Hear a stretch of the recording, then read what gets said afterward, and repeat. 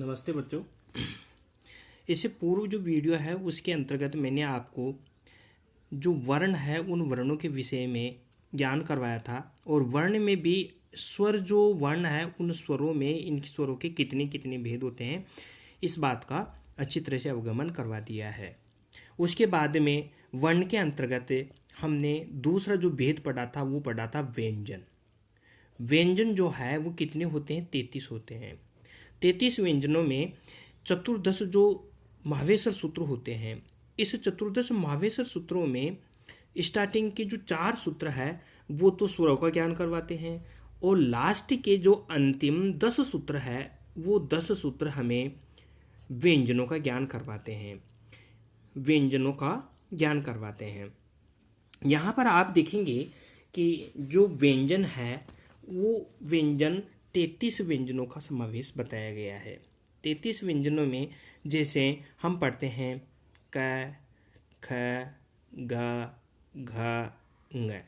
ये जो 5 व्यंजन है एक ही लाइन में 1 2 3 4 5 नंबर से क्रम से आए हैं। इसको हम क वर्ग के नाम से जानते हैं। क वर्ग में 5 वर्ण आते हैं क, ख, ग, घ, ङ। पहले वाला वर्ण है उसके साथ में वर्ग जोड़ने से संपूर्ण आने वाले वर्णों का ज्ञान हो जाता है। तो जो प्रथम क वर्ग है उसमें 5 वर्ण आए। इसी प्रकार जैसे मैं लिखूँ च वर्ग, तो च वर्ग में 5 वर्ण कौन कौन से आएंगे? च, छ, ज, झ, ये 5 वर्ण हो गए हैं। इसी प्रकार च के बाद में फिर आता है आपका त वर्ग। त वर्ग के अंतर्गत देखोगे आप ट, त, थ, द, ध और न। फिर आता है आपका जैसे ट वर्ग, तो ट वर्ग में ट, ठ, ड, ढ, और न।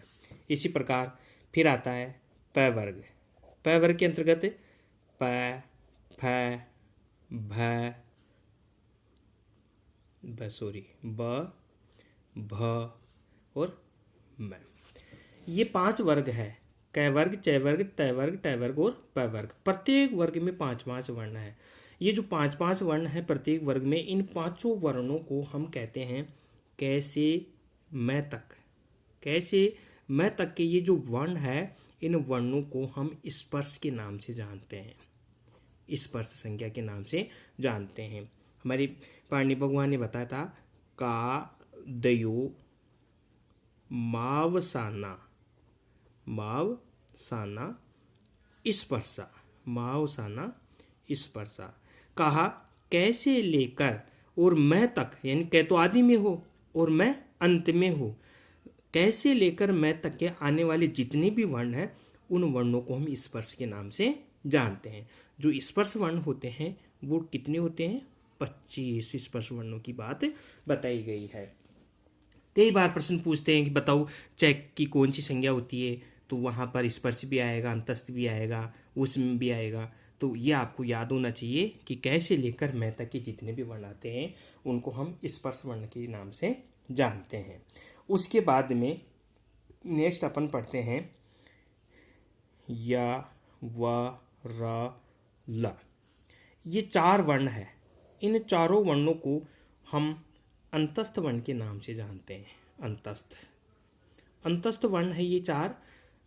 यहाँ पर एक नियम है यणो, अंतस्था, यणो अंतस्था में यण प्रत्याहार में आने वाले जो वर्ण है उनको हम यंतस्थ वर्ण के नाम से जानते हैं। तो यण में कोई अन्य चीज, जब हम चतुर्दश सूत्र है उन 10 सूत्रों में से अपन देखेंगे कि ये से स्टार्ट करेंगे एण तक जाएंगे, तो हाई वर्ड की ऐसे शुरू होंगे य, व, र और ल।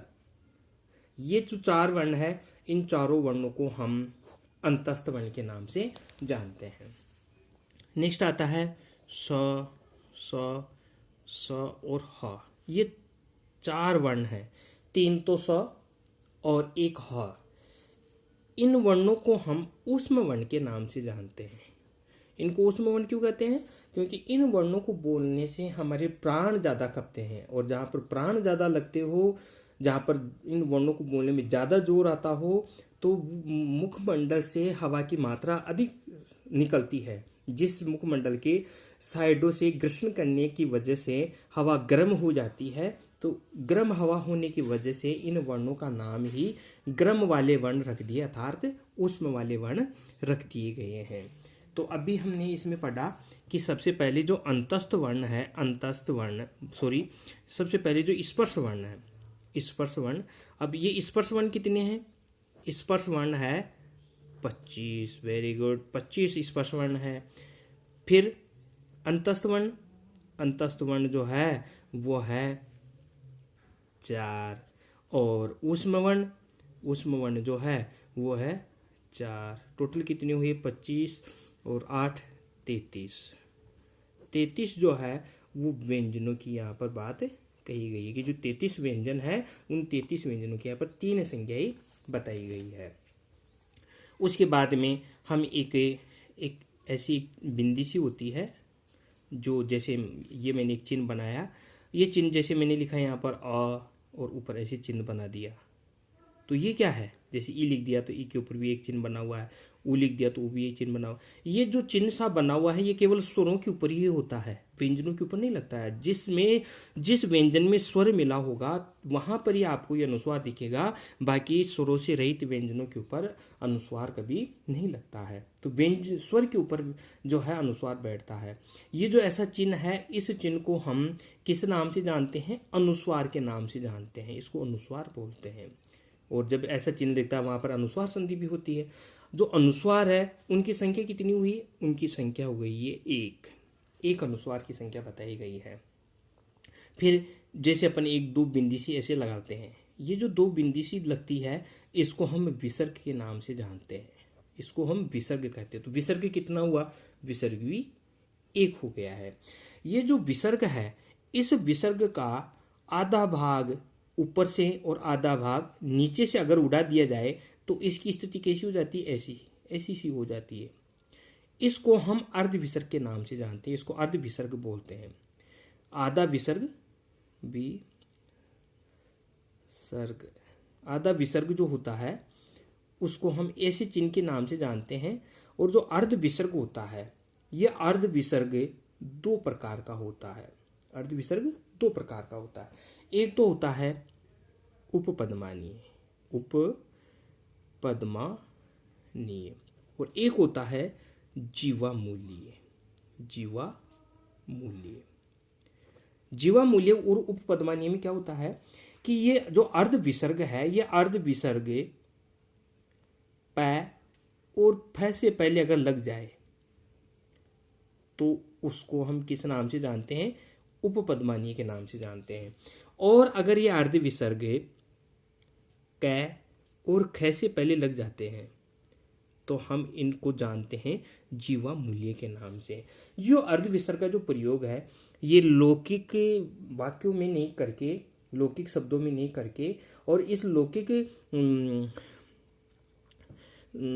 वाक्यों के अलावा जो वैदिक वाक्य हैं, उन वाक्यों में, वैदिक मंगलाचरणों में, वैदिक मंत्रों के अंतर्गत इस अर्ध विसर्ग का प्रयोग किया जाता है। इसलिए हमें ये कम देखने को मिलता है।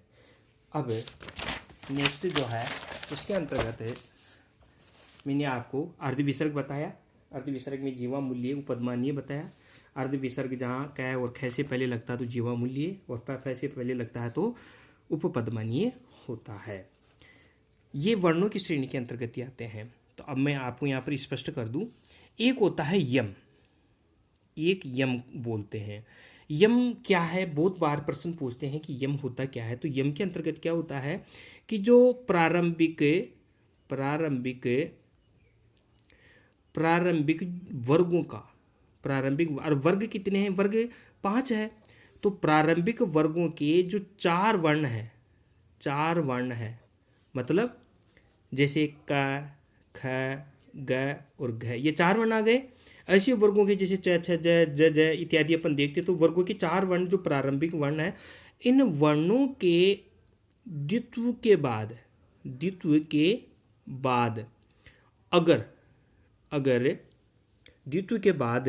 अगर कोई पंचम वर्ण आता है, तो पंचम वर्ण आने की स्थिति में यहाँ पर जो इनका द्वित्व रूप है, इनका यहाँ पर जो द्वित्व रूप है वो द्वित्व रूप को यम के नाम से जानते हैं, यम कहते हैं। उसको क्या कहेंगे? यम कहेंगे। कैसे कहेंगे? जैसे मैंने लिख दिया यहाँ पर क और फिर यहाँ पर क का द्वित्व रूप आ गया। ऐसा नहीं है कि क आ गया और फिर ख आ गया, ऐसा नहीं है। जैसे क आया है तो प्रारंभिक वर्ण का पहला है तो ये डबल बार आ गया, जहाँ पर द्विआवर्ती आई है। और उसके बाद में अगर कोई पंचम वर्ण है, पंचम वर्ण का कोई सा भी वर्ण हो सकता है, जैसे ङ हो सकता है, ये हो सकता है, मैं हो सकता है, न हो सकता है, न हो सकता है, ये 5 वर्ण है यम गणनम, जिसको अपन नाम से जानते हैं। तो जैसे इन वर्णों में के कोई भी पीछे वर्ण हो और इसका द्वितीय रूप हो, तो द्वितीय रूप का जो दूसरा जो वर्ण है उसको हम यम वर्ण के नाम से जानते हैं। तो ऐसे जो है अपने वर्गों के जो वर्ण है बहुत सारे हो जाएंगे। तब यहाँ इस स्थिति में हम जब देखते हैं तो पाणिनीय भगवान की जो लघु सिद्धांत कौमुदी अष्टाध्यायी ग्रंथ जो लिखा गया है उसके अंतर्गत ये अपन को ये देखने को मिलता है कि यहाँ पर जो यम है वो केवल 4 ही बताए गए हैं। केवल 4 यम वर्णों का ही प्रयोग यहाँ पर किया गया है। ऐसे तो बहुत सारे होते हैं, 100 के संभव यम वर्ण होते हैं, लेकिन यहाँ पर इसमें 4 ही वर्णों का बताया गया है। तो कैसे देखिए इसके अंतर्गत 4 यम कौन कौन से होते हैं? तो पहला बताया, सबसे पहले इसमें बताए हैं जैसे पली कनी, पली कनी, पहला एक उदाहरण बताया। पली कनी में आप देख रहे हैं कि यहाँ पर डबल क दिख रहा है, डबल क, पहला क दूसरा क, कोई स्वर का विविधान नहीं है, स्वर नहीं होना चाहिए बीच में, डबल क दिख रहा है, स्वर का विविधान नहीं होना चाहिए। तो जैसे डबल क दिख रहा है और उसके बाद में प्रारंभिक वर्णों के प्रथम वर्ण के बाद में द्वितीय रूप है और उसके बाद में न जो है वो पंचम वर्ण है। तो यहाँ पर ये जो फर्स्ट से सेकंड जो द्वितीय वर्ण है इसको हम यम के नाम से जानते हैं, इसको यम कहते हैं। जैसे दूसरे उदाहरण में मैं बताता हूँ आपको, चखनतु, च ख नतु, देखो चखनतु ये ख है, ये ख है। इस ख के अंतर्गत आप देखोगे च ख ख, बीच में कोई स्वर का विविधान नहीं है, न तु। यहाँ पर ये जो द्वितीय वर्ण आया है चकार का, उस द्वितीय के बाद जो है न जो है वो पंचम वर्ण है। तो ये जो ख है ये कौन सा क्या कहलाएगा? इसको हम यम के नाम से जानेंगे।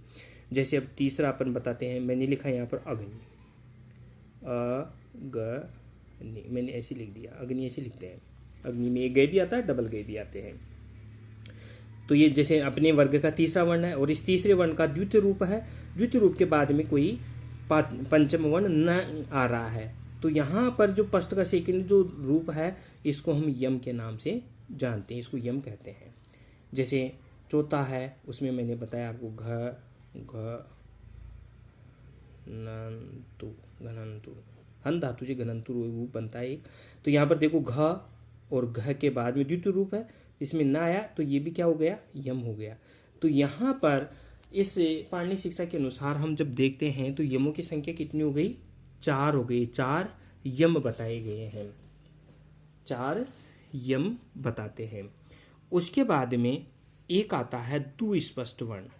दुस्पष्ट वर्ण, दुस्पष्ट वर्ण जो होता है एक ऐसे लय के रूप में ऐसा चिन्ह सा होता है, इस प्रकार से होता है। ये केवल वेद में प्रयोग माना जाता है।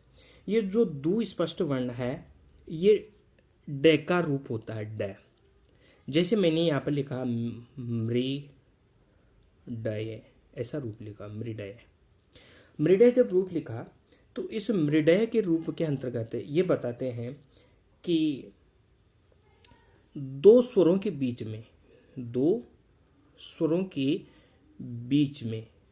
बीच में अगर ड आया है, अगर ये ड आया है तो इस ड के स्थान पर वैदिक प्रक्रिया के अनुसार इस प्रकार का वर्ण आदेश हो जाता है। जैसे मैंने लिखा है यहाँ पर, इस प्रकार का वर्ण आदेश हो जाता है। इसको हम ड का रूप देंगे, इसको भी ड कहेंगे तो इसको भी ड से उच्चारित करेंगे, लेकिन लिखेंगे इस प्रकार से, जिसको हम दुस्पष्ट वर्ण के नाम से जानते हैं। जैसे मैंने मृडय लिखा तो मृडय के अंतर्गत आप देख रहे हो मृ में री है, मृ में मृ में री है, फिर री के बाद में ड है, और फिर ड के बाद में क्या है, आ है। ड हलंत होता है, व्यंजन सारे हलंत होते हैं, तो दो स्वरों के बीच में ड बैठा हुआ है। अगर ऐसी स्थिति होती है तो इस ड के स्थान पर क्या आदेश हो जाना चाहिए, इस प्रकार का एक दुस्पष्ट वर्ण आदेश हो जाता है। तो इस मृडय को अपन कैसे लिख सकते हैं, ऐसे ऐसे वैदिक प्रक्रिया के अंतर्गत इसको ऐसा लिखा हुआ आपको मिलेगा। इसका उच्चारण भी ऐसे मृडय के नाम से ही करेंगे, लेकिन यहाँ पर इस प्रक्रिया के आधार पर इस ड के स्थान पर ऐसा दुस्पष्ट वर्ण आदेश हो जाता है। जैसे मैंने लिखा है यहाँ पर इड्डे, इड्डे। अब इड्डे के अंतर्गत आप देखिए ई आ गया, फिर ड आ गया, फिर ए आ गया। अब ड जो है हलंत हो गया, दो स्वरों के बीच में यहाँ पर ए स्थिति हो रही है, तो इस डकार के स्थान पर क्या हो जाएगा, डकार के स्थान पे हो जाएगा आपका अनुनासिक तू स्पष्ट वर्ण। तो इसको अपन ऐसे भी लिख सकते हैं ई, फिर इस प्रकार का एक रूप बनाएंगे और इस प्रकार का इसको इड्डे बोलेंगे। तो इस ऐसा वर्ण आपको वैदिक प्रक्रिया की जो मंत्र है उन मंत्रों के अंतर्गत ऐसी प्रक्रिया आपको देखने को मिलेगी। अब मैंने पूरी वीडियो में आपको बताया था कि पाणिनीय शिक्षा के अनुसार जो वर्ण होते हैं उन वर्णों की जो संख्या है वो 63 या 64 होती है, 63 या 64 होती है, 63-64 बताई गई है। यहाँ पर आप देखेंगे कि जो पाणिनीय शिक्षा के अनुसार 63-64 संख्या है वो कैसे है। हमने जो स्वर पढ़े उन स्वरों की संख्या कितनी बताई, स्वरों की संख्या बताई है 21 या 22, जो अपने पूर्व वीडियो में पढ़ लिया है। फिर यहाँ पर हमने पढ़ा कि जो स्पर्श वर्ण है उनकी संख्या कितनी बताई, 25 बताई है। फिर हमने पढ़ा अंतस्थ वर्ण और ऊष्म वर्ण। इन दोनों को हम यादि के नाम से भी जानते हैं। यादि जो यादि है, इन यादि की संख्या कितनी हो गई, 8। कैसी हुई 8, 4 तो अंतस्थ वर्ण हो गए और 4 ऊष्म वर्ण हो गए, तो टोटल मिला के कितने हो जाते हैं, 8 हो जाते हैं। फिर हमने पढ़ा अयोग वाह है जो है उनकी संख्या कितनी होती है, 4 होती है। जिसमें मैंने आपको ये बताया कि अयोग वाह है कौन कौन से होते हैं। जैसे मैंने एक आपको अनुस्वार बताया, पूरी वीडियो में भी मैंने आपको ये बात बताई है। दूसरा जैसे बताया विसर्ग में भी फिर अर्धविसर्ग के रूप बताए, जिसमें तीसरा बताया उपपदमानीय। फिर जैसे चौथा रूप बताया जीवामूलीय।